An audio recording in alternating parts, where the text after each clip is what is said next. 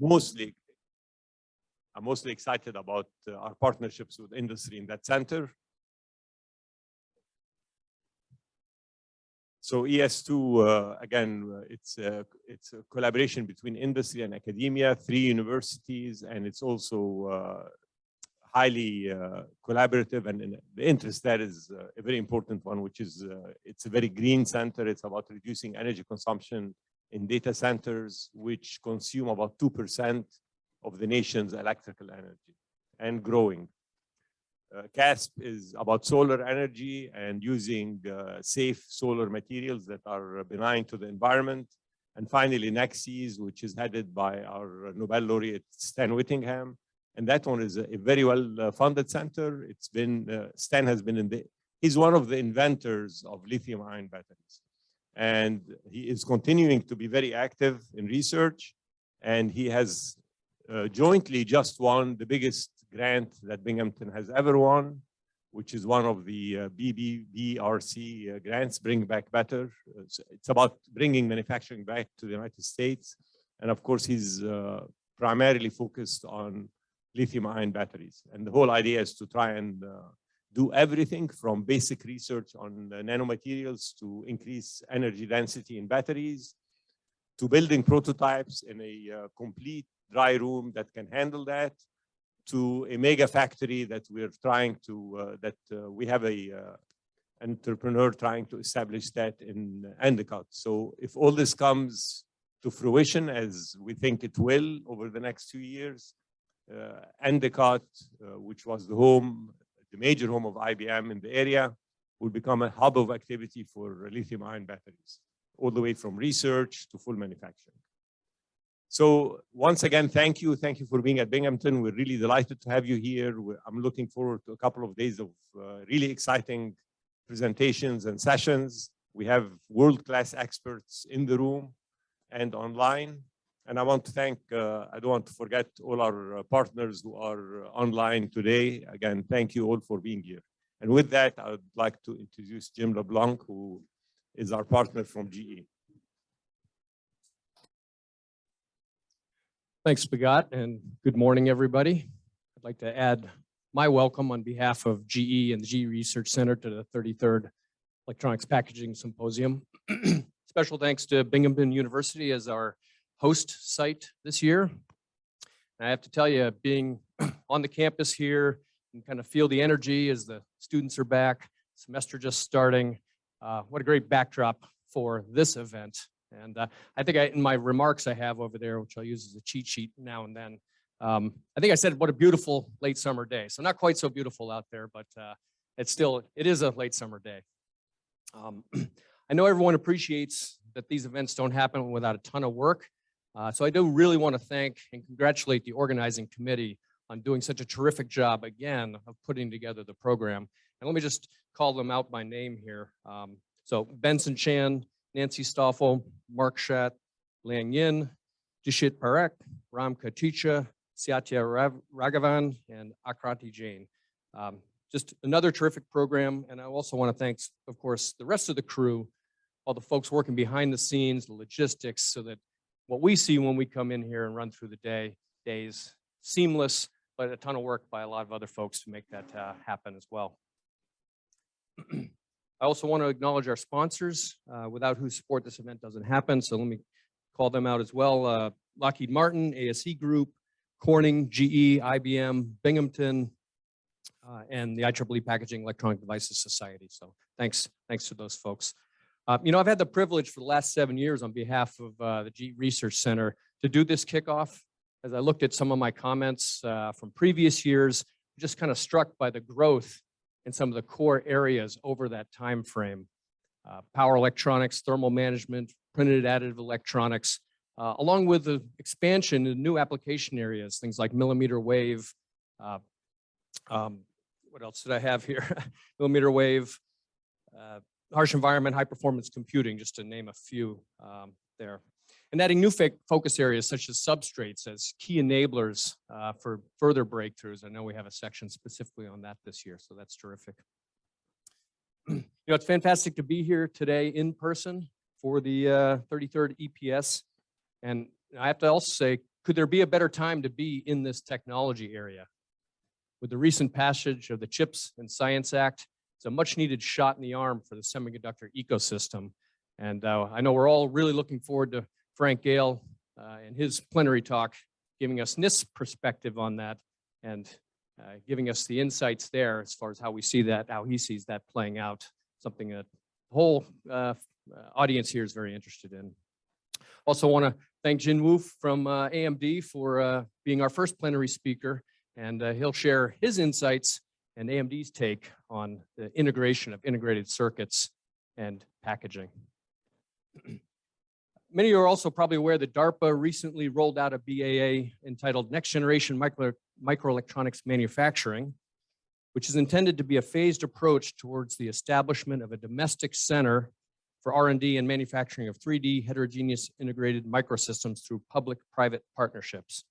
A bit of a mouthful there, and but Carl McCants is in the audience, and Carl, I know the audience here is very interested in what that BAA represents. So probably get a lot of traffic through the next couple of days. So those are just a few examples of strong momentum behind heterogeneous integration as one of the biggest driving forces in the continuation of Moore's law, or as some might want to call it, more than more. I think you used up all the energy. I'd suggest we get a $113 million investment in battery technology, and then we'll be okay. So the afternoon's panel session, building the North American ecosystem for advanced packaging, and then tomorrow's heterogeneous integration roadmap workshop will be extremely valuable for all of us as we map out the technology futures there. There are a lot of exciting areas to tackle within this generally named electronics packaging space. And when I envision the future, I sometimes prefer to use the word extreme integration to capture the broadest, most inclusive scope. To me, extreme integration is the superset of 5 things. It certainly includes integration of multiple device technologies, integrated circuits, memory, RF, optics, MEMS, etc., all in a 2D, 2.5D, and 3D formats. It also includes integration into extreme environments, harsh environments, high temperature, low temperature, high pressure, low pressure, corrosive, you name it, and frequently all those have to happen simultaneously.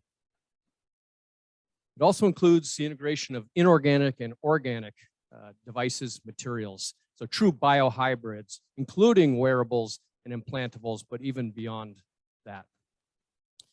And it includes the integration from inception, the notion of hardware, software, co-design, and co-optimization. Example being DARPA's domain-specific system-on-chip program from a couple of years ago.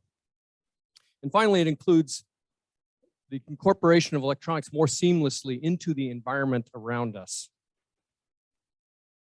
enabled by breakthroughs in flexible hybrid electronics, novel substrates, and all the other technologies that go into that, including re-architecting and repartitioning electronic systems to be less about the box and more about the function. So as we look into this extreme integration future, there's a clear imperative for further breakthroughs across and between multiple technology disciplines.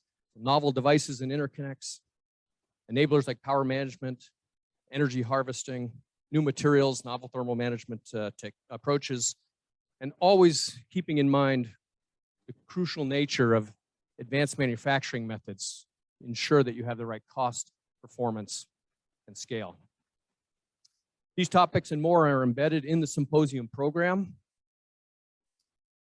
Many are advancing at exponential rates, and it's extremely energizing to see these innovations on the path from research to reality within the R&D and engineering teams that you all represent. So let me close there. I'll add an encouragement to all the participants to fully engage over the next couple of days. There's 2 fast-paced days of excellent presentations and content. We want to see good peer debate, social interaction as well, and the advantage of being here on site together. And together we will create that future of electronics packaging technology. Thank you, and I'll hand it off now to Mukesh to say a few words on behalf of IBM.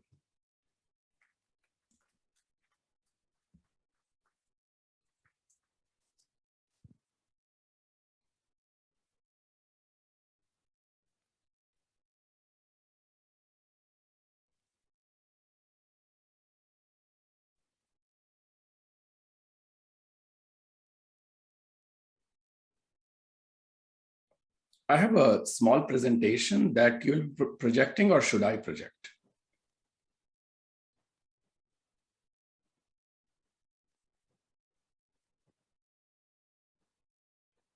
You should be able to share your screen, Mukesh. Okay, just give me 1 second.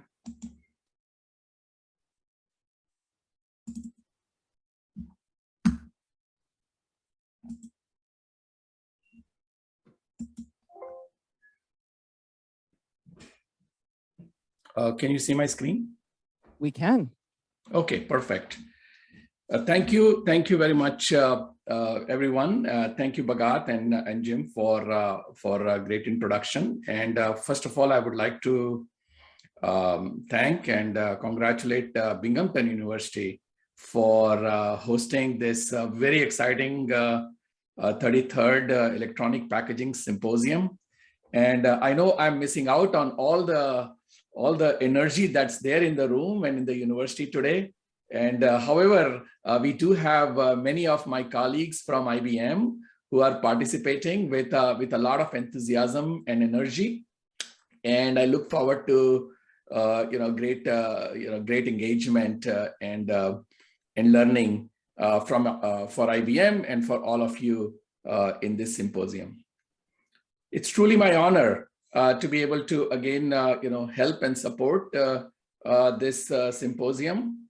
I will say, as Bahgat said earlier on, this electronic packaging symposium, this community has become truly the flagship community that is really representing our focus on heterogeneous integration and electronics packaging.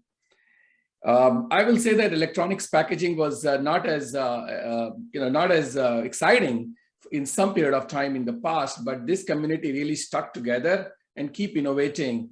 And here we are in the moment in time where the entire focus of our community, semiconductor industry, is around heterogeneous integration and packaging.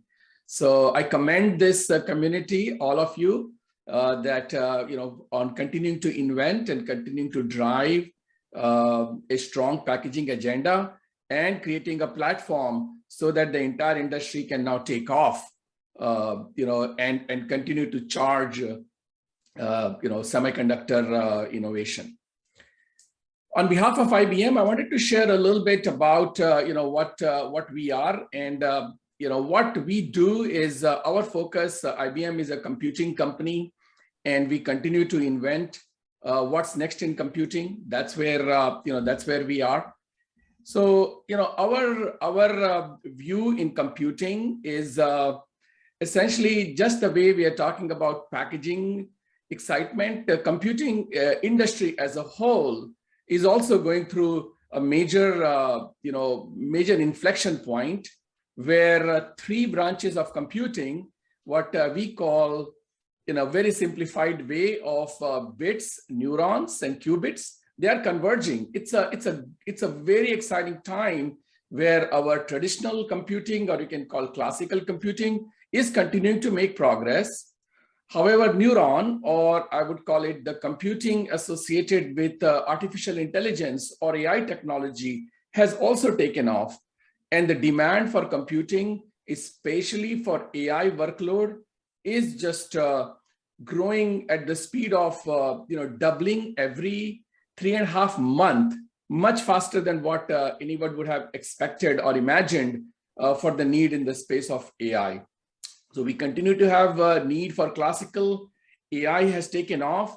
And then the qubit, the quantum computing. Quantum computing has been around.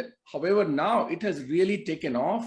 And there is a huge community that has evolved.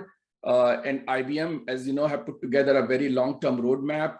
And this computing is now becoming real. And many of you in this community are participating in the journey for acceleration of quantum computing.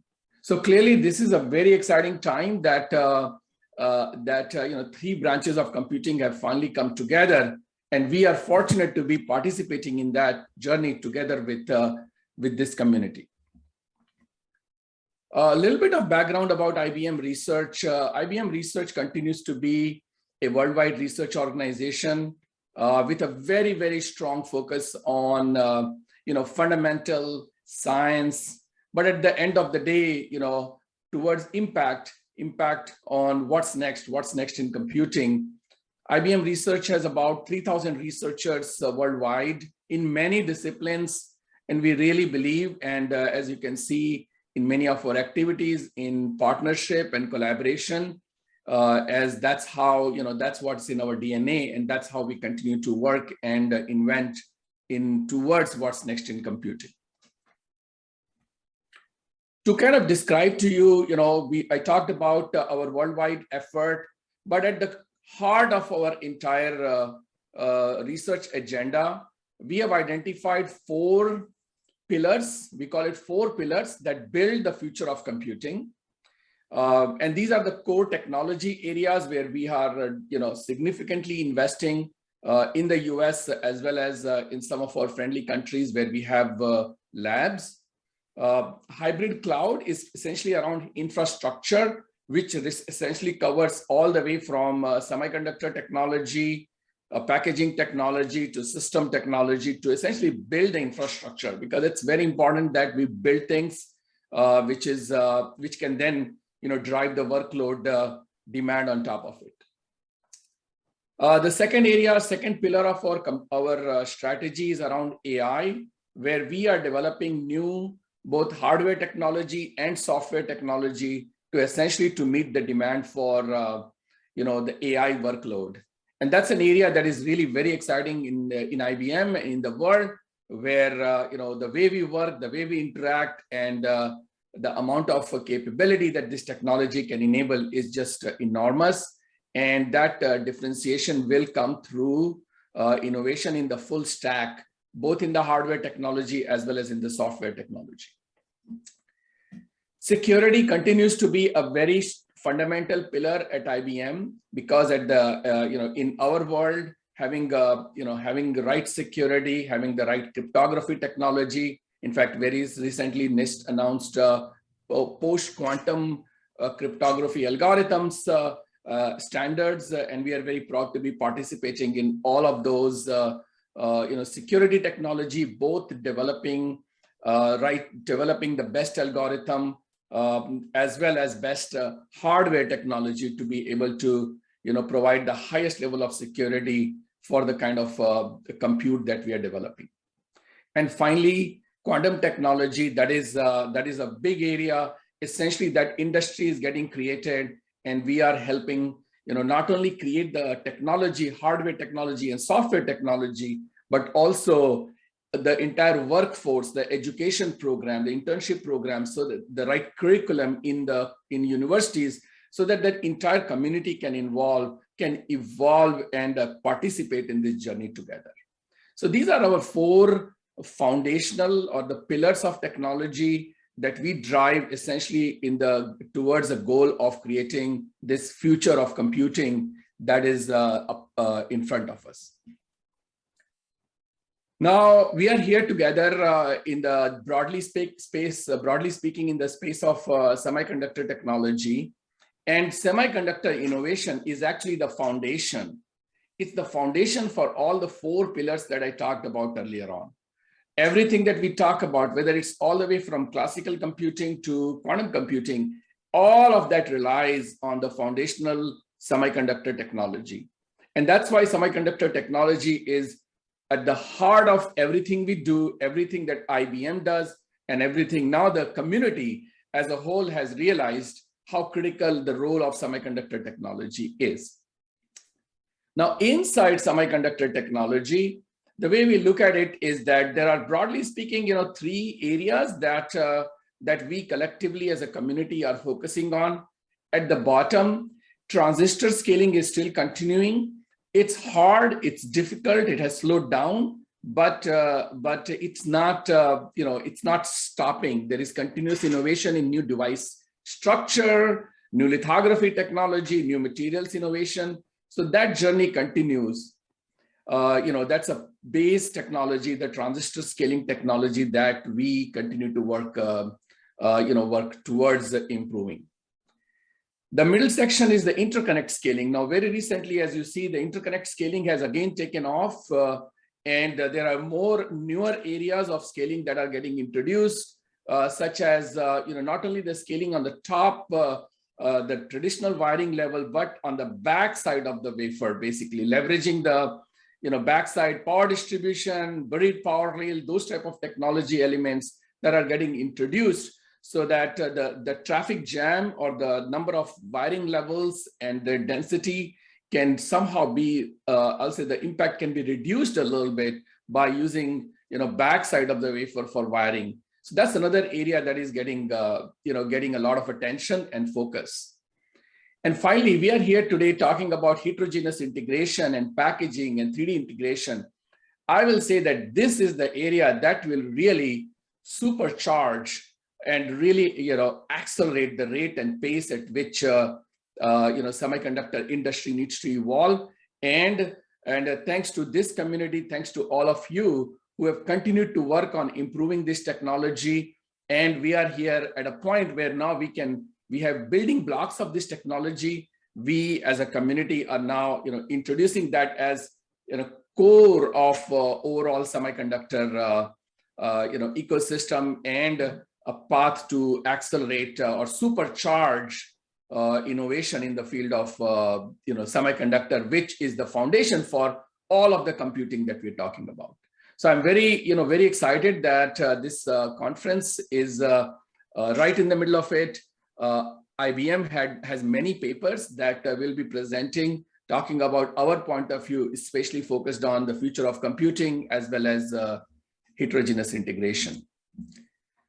Now, that said, as Jim alluded just before this in his talk, not only us as a community, but us as a nation is really excited, and thanks to a lot of effort by many members who are present in the audience there. The CHIPS Act is here. CHIPS Act is real.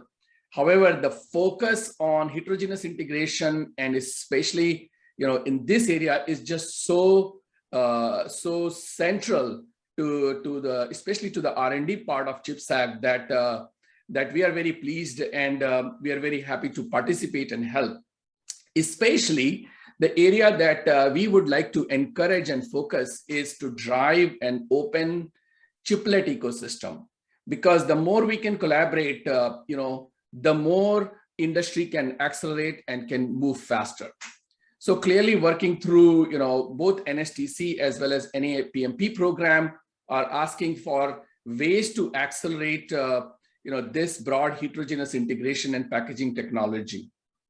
Our view is that a couple of things that we are enabling as a part of the effort working through our partners at Albany Nanotech to essentially figure out how do we democratize access to chiplet-based architecture from die stacking to full system level. And that's very important. It's very important because still barrier to entry is very high. There is a lot of work to be done to develop open standard for die-to-die communication. How do we create a prototyping capability that is affordable so that many participants can participate? How do we develop EDA environment? And then workload based, because we need to really understand what is the need so that the correct technology or the best technology can be developed. Also, enabling small and medium businesses to work with larger companies who can provide infrastructure and platform so that essentially more participants, more companies can participate in this journey together. And finally, how do we bring in provide an open access in this world of chiplet technology with heterogeneous integration, so that startups, small companies, and academia, that's very important for both research as well as workforce development, can join in this journey together. Obviously, as a part of this effort, there are some open standard protocols that are evolving, as you can see, all the way from bunch of wire to CXL Express, UCIe, OMI. There is a lot more work to be done from where we are to the mission of supercharging this heterogeneous integration and chiplet technology to drive innovation in our field. So there's a lot of work to be done. However, this is some of the things that I'm going to call upon this community to think about and help in the journey together.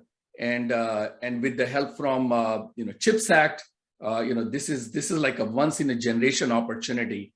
And I can't be more excited and proud to be part of this community who is at the forefront of driving this innovation. So at the end, I will say that together we are here to build our future, build it right. And I again want to congratulate Binghamton University and the team for this arranging this exciting conference. And me, along with my colleague, look forward to learning and participating in this journey together. Thank you.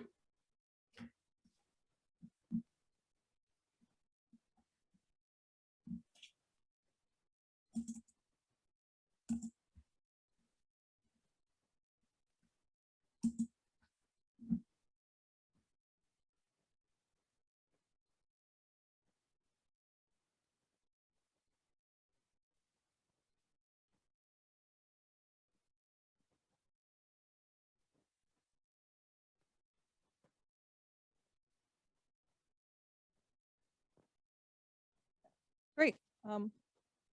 Working? Okay. Thank you very much, Mukesh, Bahgat, Jim, for that wonderful kickoff to the conference. Greatly appreciated.